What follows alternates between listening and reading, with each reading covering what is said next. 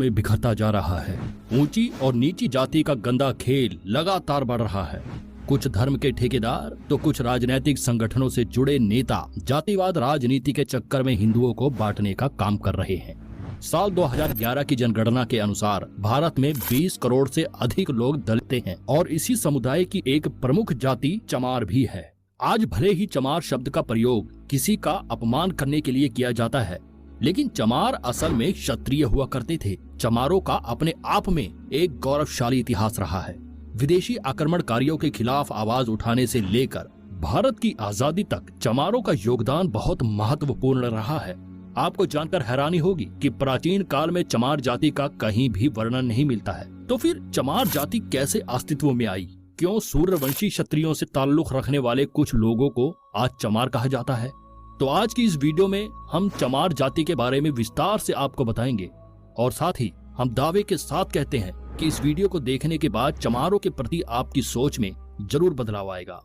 हिंदू धर्म के अनुसार इस दुनिया की रचना ब्रह्मा जी ने की है और प्रत्येक जीव ब्रह्मा जी द्वारा ही बनाया गया है। ईश्वर ने धरती के सभी मनुष्य को एक समान बनाया है, लेकिन समय के साथ साथ इंसान पंथवाद और जातिवाद के चक्कर में पड़ता गया और इंसान ही इंसान की मौत को प्यासा हो गया।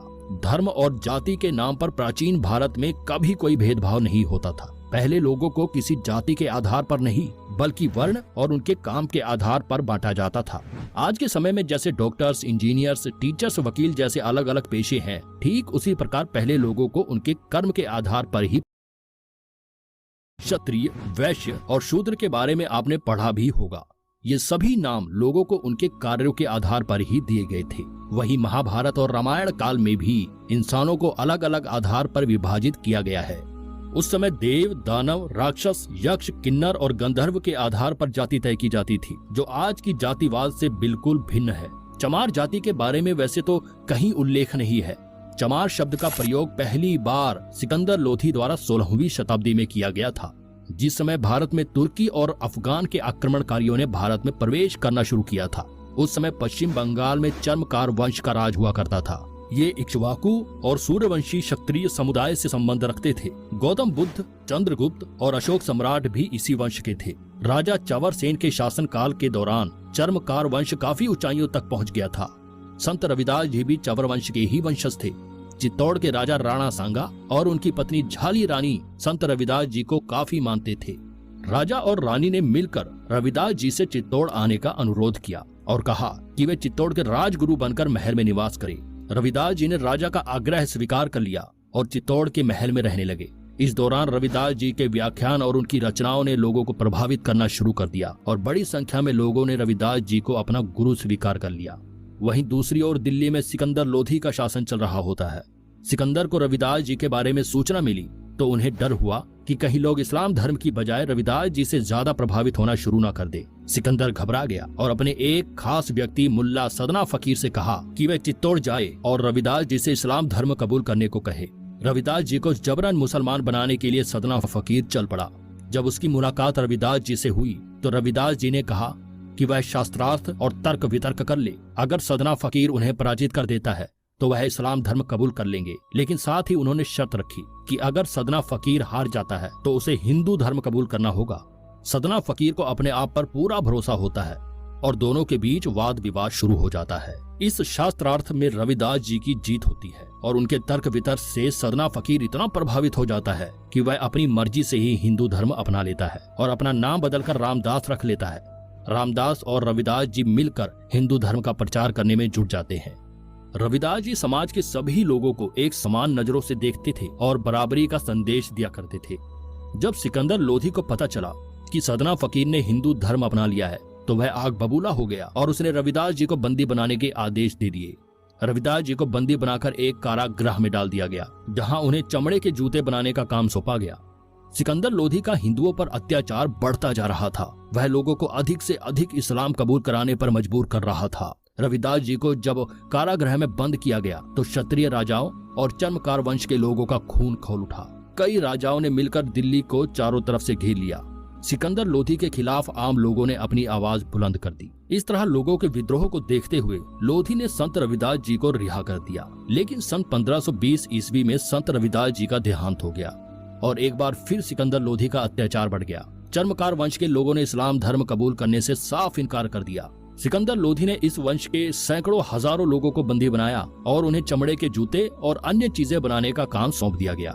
विदेशी आक्रमणकारियों से पहले भारत में चमड़े के जूते या अन्य चीजों का प्रयोग नहीं किया जाता था और चमड़े को लोग अशुद्ध माना करते थे।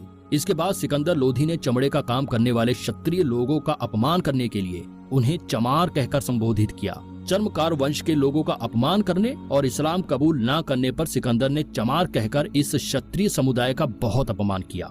क्षत्रिय लोग हमेशा से ही अपने उसूलों के पक्के माने गए हैं। वे ना तो सिकंदर के आगे झुके और ना ही उन्होंने इस्लाम धर्म कबूल किया। इस तरह से अपने स्वाभिमान की रक्षा के लिए उन्होंने चमड़े का काम किया और तभी से चमड़े का काम करने वाले लोगों को चमार कहना शुरू कर दिया गया।